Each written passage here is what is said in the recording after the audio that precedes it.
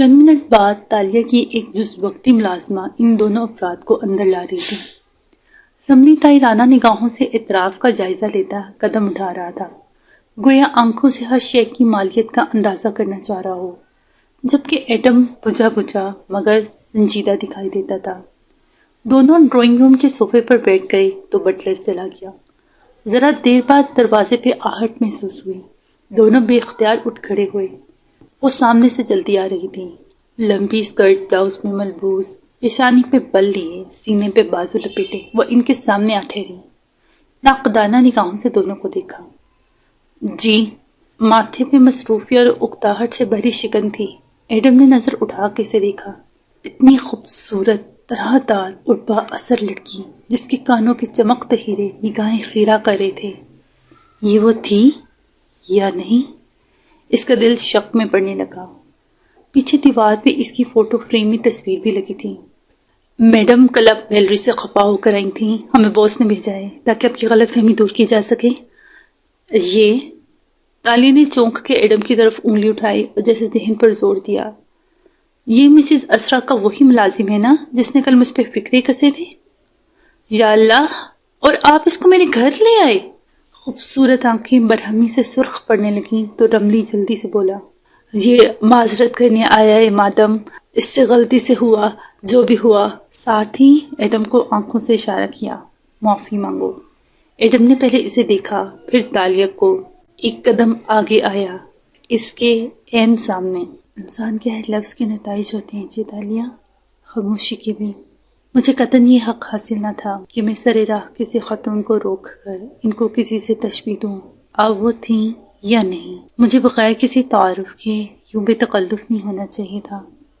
میں معافی چاہتا ہوں۔ اپنی پوری دیانتداری اور دل کی سچائی سے وہ بولا، اور جیسے اس کا دل شانت ہو گیا، وہ اسی طرح اس کو دیکھتی رہی، تند و تیز نگاہوں سے، جیسے اس کے الفاظ کو تول رہی ہو۔ پھر رملی کو دیکھا اور گہری سانس لی۔ ٹھیک ہے، میں نے معذرت قبول کی۔ اور کچھ؟ میم، اگر آپ نے دعوت نامہ قبول نہ کیا اور نیلامی پہ نہ آئیں تو اس بچے کی نوکری چلی جائے گی۔ اس کو اس نوکری کی اشد ضرورت ہے اور مسز اسرا اس کو معاف نہیں کریں گی۔ دعوت نامہ کوٹ سے نکال کے رملی نے سامنے رکھا اور لجاجت سے بولا تو ایڈم کی آنکھوں میں جہاں حیرت ابھری وہاں اہانت کا احساس بھی ہلکورے لینے لگا۔ مگر اس سے پہلے کہ وہ کچھ کہتا، تالیہ نے تحکم سے کہا، باس کو کال ملاؤ۔ رملی نے فوراً فون لگایا اور بولا، سر، یہ تالیہ بات کرنا چاہتی ہیں، اور فون تالیہ کو پیش کیا۔ تالیہ مراد بات کر رہی ہیں۔ اوہ، میں مسز اسرا کی توقع کر رہی تھی۔ وہ فون کان سے لگائے حیران ہوئی۔ ایک ہی بات ہے جی تالیہ، وہ شائستگی سے جواباً کہہ رہا تھا، آپ اسرا اور میری کلائنٹ نہیں، مہمان تھیں، اور ہماری مہمان کسی غلط فہمی کا شکار ہو کر ہماری مہمان نوازی ٹھکرا دے، یہ ہمارے خاندان کے لیے تکلیف کی بات ہے۔ میں خود بھی معذرت خواہ ہوں اشر صاحب۔ اس کو نرم پڑتا دیکھ کر رملی کی سانس بحال ہوئی۔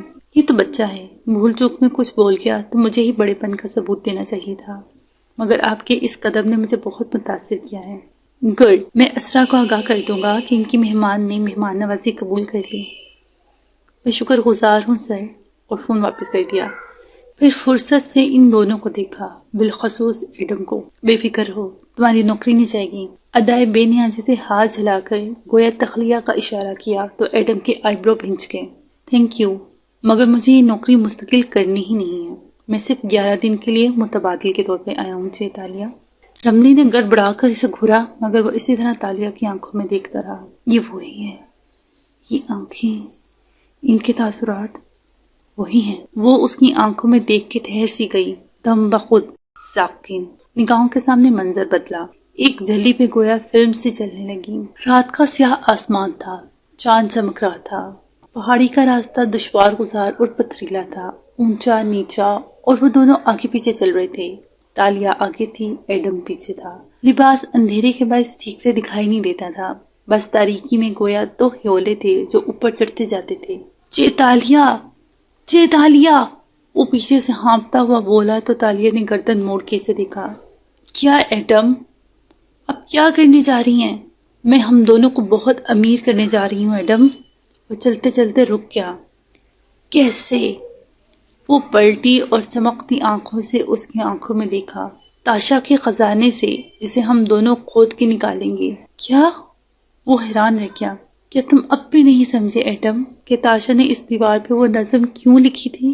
کیوں؟ تاکہ ایڈم اور تالیہ اس دیوار تک جائیں اور وہاں مدفن خزانے کے راز کو کھود نکالیں۔ ہم دنیا کے سب سے طاقتور لوگ بن جائیں گے ایڈم۔ اور وان فاتح، وہ پوچھ رہا تھا مگر تصویر دھندلی پڑتی گئی۔ ہمیں اجازت؟ رملی کی آواز نے اسے حال میں واپس کھینچا تو وہ چونکی۔ بس لمحے بھر کا اثر تھا اور وہ سنبھل گئی۔ پھر دوبارہ ایڈم کو دیکھا۔ اب کی دفعہ نگاہ مختلف تھی، حیران، متحیر۔ وہ البتہ مرعوب ہو کر نظریں جھکا چکا تھا، مبادا مزید کوئی مصیبت نہ گلے پڑ جائے۔ اس نے ہاتھ سے برخاست ہونے کا اشارہ کیا تو وہ دونوں پلٹ گئے۔ ان کے باہر نکلتے ہی داتن کمرے میں داخل ہوئی تو دیکھا وہ سر دونوں ہاتھوں میں گرائے بیٹھی ہے۔ داتن نے بے اختیار دل پہ ہاتھ رکھا۔ کیا وہ پولیس کو لینے گئے ہیں؟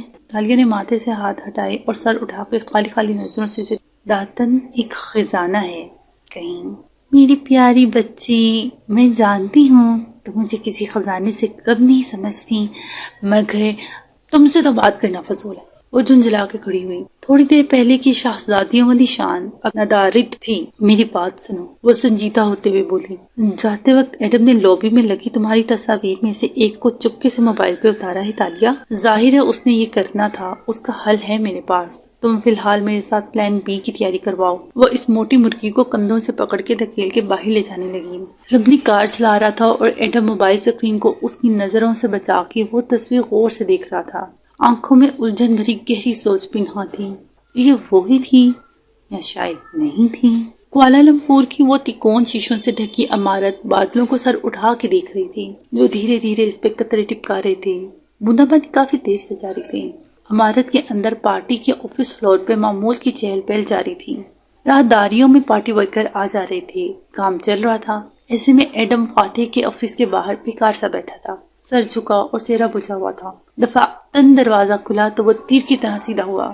فاتح کوٹ پہنتے ہوئے باہر نکل رہا تھا، ساتھ میں چلتے شخص سے بات بھی کر رہا تھا۔ گرے سوٹ، سفید شرٹ، ٹائی اور ہلکے گیلے بال جو وہ دائیں جانب کو سوار کے پیچھے کرتا تھا اور اس پہ مسکراتا چہرہ۔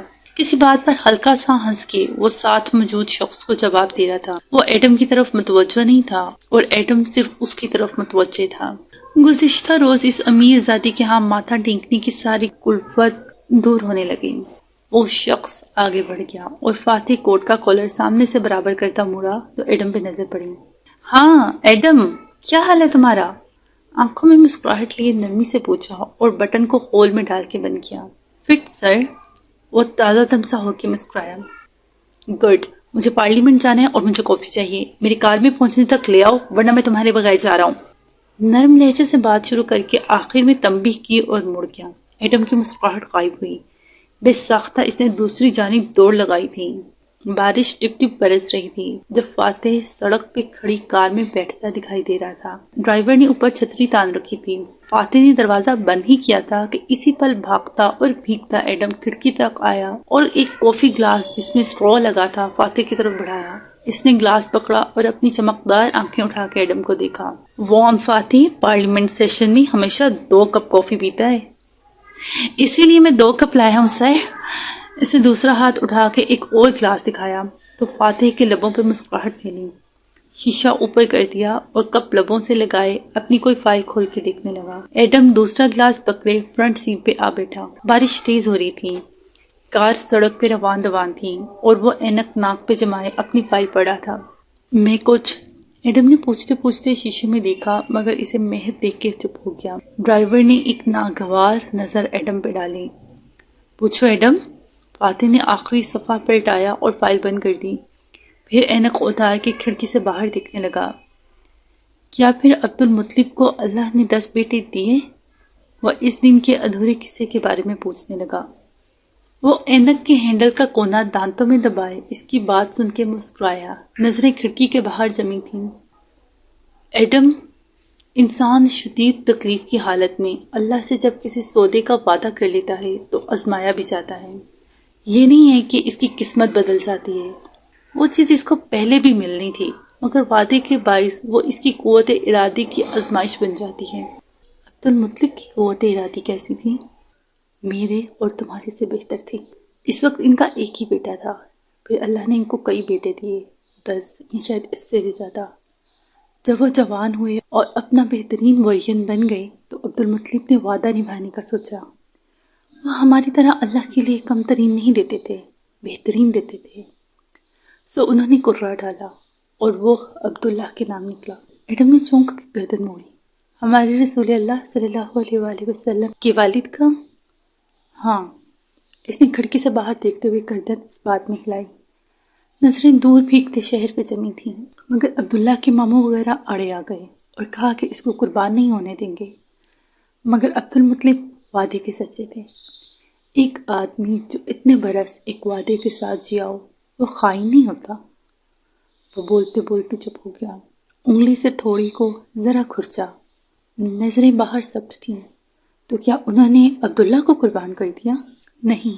وہ ایک کاہنہ عورت کے پاس معاملہ لے گئی تو اس نے کہا ایک پرچی پہ عبداللہ کا نام لکھو اور دوسری پہ 10 اونٹ، پھر قرعہ نکالو۔ ایسا ہی کیا تو پھر سے عبداللہ کا نام نکلا۔ وہ بولی اونٹ بڑھاتے جاؤ یہاں تک کہ اللہ راضی ہو جائے۔ تو وہ لوگ اونٹوں کی تعداد بڑھاتے گئے، ہر دفعہ عبداللہ کا نام نکلتا، یہاں تک کہ 100 اونٹ کی پرچی ڈالی تو قرہ اونٹوں کے نام نکلا۔ سو عبد المطلب نے گمان کیا کہ اللہ راضی ہے اور 100 اونٹ قربان کیے، عبداللہ کو بچا لیا گیا۔ اور تب سے آج تک مسلمانوں میں ایک انسان کی دیت 100 اونٹ مقرر ہے۔ تبھی ہمارے رسول اللہ صلی اللہ علیہ وآلہ وسلم خود کو 2 ذبیحوں کی اولاد کہتے ہیں، اسماعیل علیہ السلام اور عبداللہ، جن کو ذبح ہونے سے بچا لیا گیا۔ صحیح۔ وہ سر ہلا کے سمجھتے ہوئے بولا تھا، پھر ٹھہرا، ونڈ سکرین کے پار دیکھا جہاں بارش کے قطرے مسلسل گر رہے اور وائپرز روانی سے چل رہے تھے۔ مگر وعدہ تو پورا نہیں کیا عبد المطلب نے، آخر میں کفارہ ہی دیا۔ پھر اتنے برس کے وعدے کا کیا فائدہ ہوا؟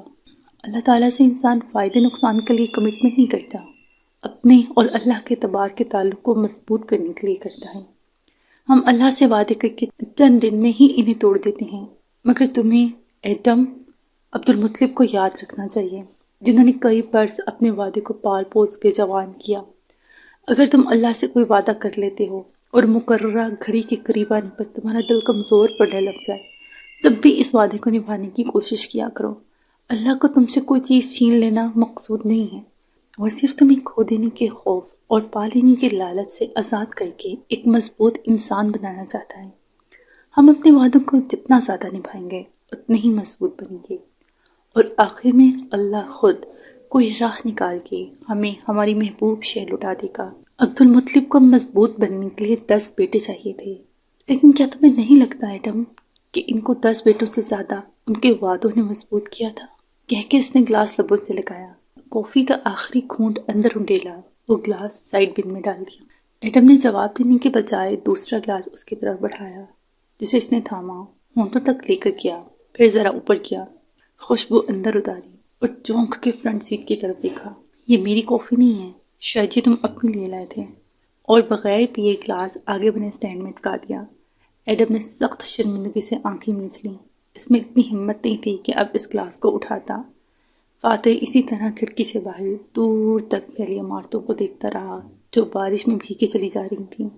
پارلیمنٹ ہاؤس وسیع و عریض اور روشنیوں سے منور تھا۔ دور دور تک ممبران کے ڈیسک اور کرسیاں بچھی تھیں جن پہ ان کی فائلز، مائک وغیرہ سجے تھے۔ مرکزی چبوترے پر اونچی کرسی پر اسمبلی کا اسپیکر بیٹھا تھا اور اینک ناک پہ جبائیں نیچے کھڑے کھڑے تقریر کرتی ممبر کو دیکھ رہا تھا۔ ہال کے اوپر، کافی اوپر بالکنی بنی تھی، وہاں سینما گھروں کی طرف کرسیاں اوپر تک لگی تھیں جہاں لوگ بیٹھ کے پارلیمنٹ کی کارروائی دیکھتے تھے۔ عموماً لوگ کرسیوں پہ بیٹھے ہوتے تھے، مگر وہ گیلری میں ریلنگ کے ساتھ کھڑی نیچے دیکھ رہی تھی۔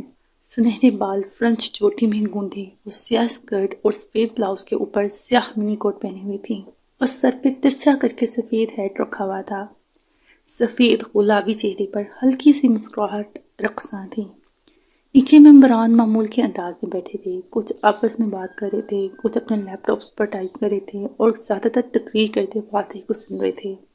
تالیہ یہاں سے اس کی پشت دیکھ سکتی تھی۔ وہ اپنی جگہ پہ کھڑا اسپیکر کی طرف رخ کیے بات جاری رکھے ہوئے تھا۔ مجھے آج افسوس سے کہنا پڑ رہا ہے کہ ملے پارلیمنٹ نے میرا ایجوکیشن بل نامنظور کر دیا ہے۔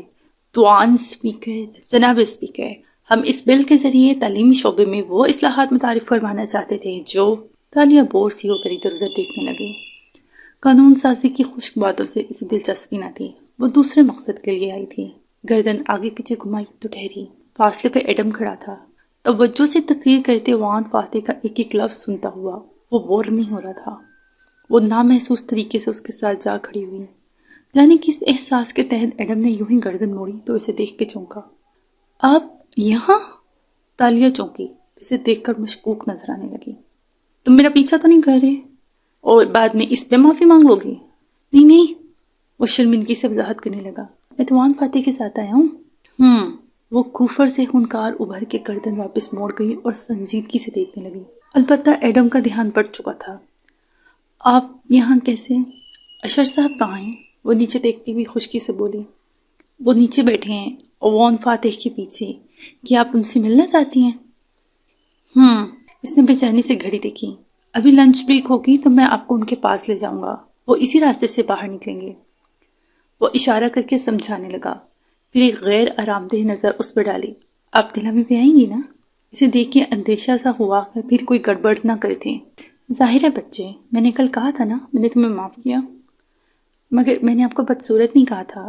پلیز مجھے وضاحت کرنی تھی، میں نے آپ کی شکل کی ایک لڑکی دیکھی تھی کسی کے گھر، میں سمجھا وہ آپ ہیں۔ تالیہ پوری اس کی طرف گھومی اور اس کی آنکھوں میں آنکھیں ڈالی۔ تو کیا وہ میں ہوں؟ ایڈم اس کی نظروں کی تاب نہ لا سکا، بس ایک نظر میں دیکھا اور شک و شبہ رفع ہونے لگا۔ یہ وہ نہیں تھی، اس نوکرانی کی تو شکل بھی ابھی سے بھولتی جا رہی تھی۔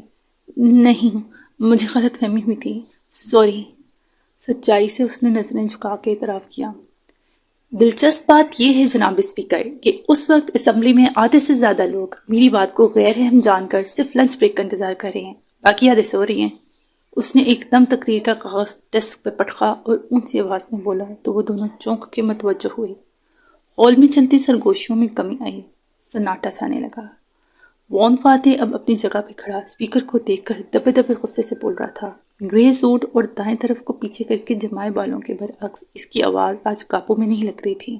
کیوں ان کو تعلیم کی باتیں بورنگ لگتی ہیں؟ کیوں ان باتوں کا رزلٹ اگلے الیکشن تک نہیں ملتا، مگر اونچی عمارتوں اور لمبی سڑکوں کا مل جاتا ہے؟ شہر میں نئے پھول لگانے اور نئے پارک بنانے کا بھی مل جاتا ہے؟ سیاستدان ہمیشہ اگلے الیکشن کا سوچتا ہے، مگر لیڈر اگلی نسل کا سوچا کرتا ہے سر۔ وان فاتح یہ بل اس لیے پاس کروانا چاہتا تھا کیونکہ وان فاتح اس وقت کا بھی سوچ رہا تھا جب وہ خود مر چکا ہوگا، مگر ملیشیا کے بچے آج سے زیادہ مشکل حالات میں ہوں گے۔ اس نے بلند آواز میں کہتے ہوئے جھک کے ڈیسک 2 دفعہ بجایا تو سارے میں گہری خاموشی چھا گئی۔ اشر خاموشی سے پیچھے بیٹھا سن رہا تھا۔ ٹھیک ہے، میں وزیر اعظم صاحبہ کی پارٹی میں سے نہیں ہوں۔ اس نے ہاتھ اٹھا کے کافی فاصلے پر اگلی قطار میں بیٹھی خاتون کی طرف اشارہ کیا۔ تالیہ نے گردن اونچی کی، سفید سکارف اوڑھے وزیر اعظم فرنٹ پہ بیٹھی تھی اور یہاں سے اس کی پشت دکھائی دیتی تھی۔ مگر میں ان سے پوچھتا ہوں، کیا یہ بچے میرے اور ان کے، ہم سب کے نہیں تھے؟ کیا ہم مل کے سیاسی اختلافات کو بھلا کے اپنے بچوں کے لیے ایک پلیٹ فارم پہ اکٹھے نہیں ہو سکتے تھے؟ مگر نہیں، صرف اس لیے کہ وان فاتح نے تعلیم کے نام پر ووٹ لیا ہے، میڈم وزیر اعظم نے میرے وعدے کو جھوٹا ثابت کرنے کے لیے اس بل کو نامنظور کروایا۔ مگر مجھے آپ وعدوں کے متعلق ایک بات بتانے دیجیے، وہ برہمی سے اونچی آواز میں کہہ رہا تھا۔ نظریں وزیر اعظم کی کرسی پہ تھیں، جس نے مڑ کے اسے دیکھا تک نہیں، بنا اثر لیے سامنے دیکھتی رہی۔ چونکہ وزیر اعظم صاحبہ کو وعدے پورے کرنے کی عادت نہیں ہے اور وہ ہمیشہ لینے پر یقین رکھتی ہیں، دینے پر نہیں، اس لیے وہ اس بات سے ناواقف ہیں کہ کچھ لوگ اپنی وعدے کی پاسداری کے لیے اپنی قیمتی متاع کو بھی ذبح کر دیتے ہیں۔ اور آپ کے لیے بری خبر یہ ہے کہ وان فاتح ایسے لوگوں میں سے ایک ہے۔ مجھے کہا جاتا ہے کہ میں اکیلا رہ گیا ہوں، میری پارٹی تک میرے ساتھ نہیں کھڑی ہے۔ جیسے وان فاتح کو اس بات کی بہت فکر ہے کہ وہ اکیلا رہ گیا تو کیا ہوگا، اور اگر میرے اوپر ایسا وقت آیا کہ میرے قوم میں سے صرف ایک شخص بھی میرے ساتھ کھڑا ہوا، میں تب بھی اپنا وعدہ پورا کروں گا۔ میں اس ایک شخص کا بھی لیڈر رہوں گا، اور یاد رکھیے گا میڈم، میں پھر سے اس بل کا ڈرافٹ تیار کروں گا، اور اب کی بار میں اس بل کو آپ کے حلق سے نیچے اتاروں گا، اور آپ مجھے بے بسی سے ایسا کرتے دیکھیں گی۔ کہہ کر اس نے زور سے ڈیسک پہ ہاتھ مارا، چہرہ جذبات کی حدت سے سرخ پڑ رہا تھا۔ پھر ٹائی کو ڈھیلے کرتے وہ کرسی پر بیٹھا تو اوپر گیلری سے جہاں تالیاں گونجنے لگیں، وہیں ہال میں بیٹھے اس پارٹی کے چند ارکان ڈیسک بجانے لگے۔ اسمبلی میں بیٹھ کے ڈیسک بجانے کا مطلب تعریف اور کھڑے ہو کر بجانے کا مطلب احتجاج ہوتا ہے۔ حکومتی ارکان البتہ خاموش بیٹھے رہے، اور وہ دونوں بھی اوپر بالکل خاموش سے کھڑے تھے، ایڈم گمسم سا تھا اور وہ یکٹک اس آدمی کو دیکھ رہی تھی جو اب ٹیک لگا کر ٹانگ پر ٹانگ جمائے کرسی پہ بیٹھ چکا تھا۔ قریب بیٹھے افراد نے آگے پیچھے سے ہاتھ بڑھا کے اس کا کندھا تھپ تھپایا تھا۔ کسی نے پانی کی بوتل آگے بڑھائی جو اس نے تھام کے لبوں سے لگا لی۔ چند منٹ بعد وہ نیچے راہداری میں ایڈم کے ساتھ کھڑی تھی۔ گارڈز بھی ساتھ ہی کھڑے تھے۔ دفعتاً لفٹ کے دروازے کھلے اور چند افراد باہر نکلے۔ آگے وہ دونوں تھے، اشر اور تالیہ کے دل کی دھڑکن مس ہوئی۔ وان فاتح، وہ اب قطعاً غصے میں نہیں لگ رہا تھا، مسکرا کے اشر کی بات سن رہا تھا جو خوشگوار انداز میں اس کے قریب جھکے کچھ کہہ رہا تھا کہ اس کی نظر تالیہ پہ پڑی۔ آنکھوں میں حیرت اتری۔ اس نے ہلکے سے فاتح کی کونی کو چھو کے کچھ کہا تو فاتح نے نظریں اٹھا کے اس طرف دکھا۔ پھر وہ دونوں چند قدم آگے آئے۔ تالیہ کو لمحے بھر کے لیے اپنا سارا اعتماد ہوا ہوتا ہوا محسوس ہوا۔ بے اختیار نظریں فاتح پہ جمی تھیں۔ تالیہ، آپ یہاں؟ اشر نے کہتے ہوئے ایڈم کو دیکھا تو ذرا سا چونکا۔ کہ وہ بات ختم نہیں ہوئی؟ مجھے شرمندہ مت کریں اشر صاحب۔ پھر فاتح کو دیکھ کر ادب سے سر کو خم دیا۔ وان فاتح؟ اس نے جواباً دھیمی مسکراہٹ کے ساتھ سر کو جنبش دی اور کلائی کی گھڑی دیکھی۔ اسے جانا تھا۔ اس کے اچھلت بھرے انداز نے تالیہ کو بے چین کیا۔ جلدی سے بولی، میں اشر صاحب سے بات کرنے آئی تھی مگر آپ کی تقریر بہت اچھی تھی۔ میں ایک ایک لفظ سے اتفاق کرتی ہوں لیکن… وہ ٹھہری تو فاتح جو غالباً آگے بڑھنا چاہتا تھا رک کر اسے دیکھنے لگا، آئیبرو اکٹھے کیے۔ لیکن میں نہیں مان سکتی کہ کبھی آپ پہ ایسا وقت آ سکتا ہے کہ آپ کے ساتھ میرے قوم میں سے سوائے ایک کے کوئی نہ کھڑا ہو، لیکن اگر کبھی ایسا وقت آیا تو میں اپنی پوری سچائی سے کہتی ہوں کہ میں وہ ایک شخص ضرور ہوں گی۔ میں بھی، ایڈم نے زیر لب کہا تھا۔ Thank you تاشا۔ متکلفاً مسکرایا جیسے اسے اس بات سے فرق نہ پڑا ہو، وہ ان باتوں کا عادی تھا۔ تالیہ، ان کا نام تالیہ ہے۔ اشر نے کھنکھار کے تصحیح کی، پھر ایک گہری نظر تالیہ پہ ڈالی۔ وہ گرد و پیش سے بے نیاز فاتح کو دیکھی جا رہی تھی۔ اشر کی پیشانی پہ ہلکی سی شکن ابھری۔ صحیح صحیح تالیہ، اس نے پیشانی چھوئی۔ میری بیوی شکر ہے یہاں نہیں ہے، ورنہ اس کو خفا ہونے کے لیے ایک اور وجہ مل جاتی۔ وہ جھرجھری لے کر ہنسا، پھر گھڑی دیکھی اور اشر کی طرف متوجہ ہوا۔ میں کار میں تمہارا انتظار کر رہا ہوں، مجھے ایک بات کرنی تھی۔ مگر وہ نہیں رکا اور آگے بڑھ گیا۔ اس کے گارڈز اور ایڈم اس کے ساتھ ہو لیے۔ تالیہ کی رنگت بجھی تو اشر مسکرا کے آگے ہوا اور حوصلہ افزا انداز میں کہا، آبنگ کو دل رکھنے کی عادت نہیں ہے، وہ ہماری دنیا کے انسان نہیں ہے۔ مگر آپ کہیے، میں سن رہا ہوں۔ مگر تالیہ کا چہرہ بجھا ہوا دکھائی دیتا تھا۔ میں ان گھائل غزال میں انٹرسٹڈ ہوں اور میں صرف یہ چاہتی تھی کہ مسز اسرا سے ذاتی طور پہ مل لوں، گیلری سے ہٹ کے۔ مگر ایک اداس نظر اس طرف ڈالی جہاں وہ اپنے گارڈز کے ساتھ جاتا دکھائی دیا تھا۔ شاید مسز فاتح یوں ہر ایک سے نہیں مل لیتی، وہ جیسے ہرٹ ہوئی تھی۔ وہ ہر ایک سے واقعی نہیں مل لیتی، لیکن میرا نہیں خیال کہ وہ آپ کو ہر ایک کی کیٹیگری میں رکھتی ہیں۔ وہ چونک کے اشر کو دیکھنے لگی، آنکھوں میں امید جاگی۔ کیا یہ ممکن ہے؟ جی یہ ممکن ہے۔ آج رات آپ میری اور اسرا کے ساتھ ان کے گھر ڈنر کیجیے گا، وہیں آپ پینٹنگ کی بات کر لیجیے گا۔ آپ یقیناً یہ چاہتی ہیں کہ کاکا اس کو نیلامی پہ نہ رکھیں؟ آئیبرو اٹھا کے سوال کیا تو گویا اس کا چہرہ پڑ رہا ہو۔ دونوں ابھی تک راہداری میں آمنے سامنے کھڑے تھے۔ جی نیلامی پہ مجھے ڈر ہے کہ وہ میرے ہاتھ سے نہ نکل جائے، میں زیادہ قیمت دے کر بھی اس کو اپنے لیے پہلے سے بک کرنا چاہتی ہوں۔ مسز اسرا واقعی میری بات رک کے سنیں گی نا؟ وہ آس سے بولی جیسے ابھی بھی بہت خوفزدہ ہو کہ اشر اپنا ذہن بدل نہ لے۔ کاکا آبنگ جیسی نہیں ہے جی تالیہ، وہ آپ سے مل کے بہت خوش ہوں گی۔ ہاں لیکن میں یہ وعدہ نہیں کر سکتا کہ وہ پینٹنگ نیلامی سے نکالنے پر راضی ہو جائیں گی۔ اس بات پہ وہ مسکرائی۔ اور اگر میں کوئی ایسی سفارش لے آؤں جس کو وہ رد نہ کر سکیں تو؟ اشر ہلکا سا چونک کے سے دیکھنے لگا، پھر مسکرایا۔ اب سفارش لائیں، ہم دیکھ لیں گے۔ مجھے اجازت؟ تالیہ نے مسکرا کے سر ہلایا اور ایک طرف ہٹ گئی۔ وہ آگے بڑھا تو اس کے منتظر گارڈز بھی ساتھ چلتے گئے۔ تو اس نے تمہیں گھر بلایا ڈنر پہ؟ کار میں بیٹھتے ہی داتن نے چھوٹتے ہی پوچھا۔ تالیہ اطمینان سے بیٹھی اور دروازہ بند کر کے سیٹ بیلٹ پہننے لگی۔ کیسے نہ بلاتا، مجھے پتا تھا وان فاتح نے مجھے گھاس نہیں ڈالنی، اور اشر ٹھہرا خوش اخلاق مجھے ہرٹ دیکھ کے مداوا کرتے ہوئے ڈنر پہ بلا لے گا۔ سب پلان کے مطابق ہو رہا ہے۔ ہیڈ اتار کے اس نے پچھلی سیٹ پہ ڈالا۔ کل دعوت نامہ بھی اشر نے بھیجا تھا، اب یہ دعوت بھی اشر نے کر ڈالی۔ یہ تم میں اتنی دلچسپی کیوں لے رہا ہے؟ داتن کار سٹارٹ کرتے ہوئے تھوڑی کھٹکی تھی، کیونکہ میں اس کی بہن کے کاروبار کے لیے منافع بخش ثابت ہو سکتی ہوں۔ اشر جیسے سیاستدانوں کو گلیمرس بیوی کی تلاش ہوتی ہے جس کی وجہ سے وہ مزید پاپولر ہو جائیں۔ اسے لڑکیوں کی کیا کمی ہے داتن؟ وہ صرف اپنی بہن کے لیے کر رہی ہے۔ اس شان نے اچکا کے بے نیازی سے بولی تو داتن خاموش ہو گئی۔ فاتح مجھے تاشا کہتا ہے۔ یہ تاشا کون ہے؟ وہ کھڑکی سے باہر دیکھتے ہوئے سوچ میں ڈوبی بولی تھی۔ تمہارے پاس ایک شناختی کارڈ ساشا کے نام کا ہے نا؟ اوہو کتنی دفعہ بتاؤں موٹی مرغی، اس نے ساشا نہیں کہا، تاشا کہا ہے۔ میں نے اس دن ایک ویژن دیکھا تھا کہ ایڈم اور میں کسی تاشا کے خزانے کو تلاش کر رہے ہیں۔ کوئی خزانہ ہے داتن، اور کوئی تاشا کی نظر جس سے مجھے وہ خزانہ ڈھونڈنا ہے۔ تو پھر انتظار کرو، تمہارے خواب تمہیں راستہ دکھائی دیں گے۔ فی الحال ڈنر کا سوچو۔ رائٹ۔ وہ سر جھٹک کے سیدھی ہوئی اور گہری سانس اندر اتاری۔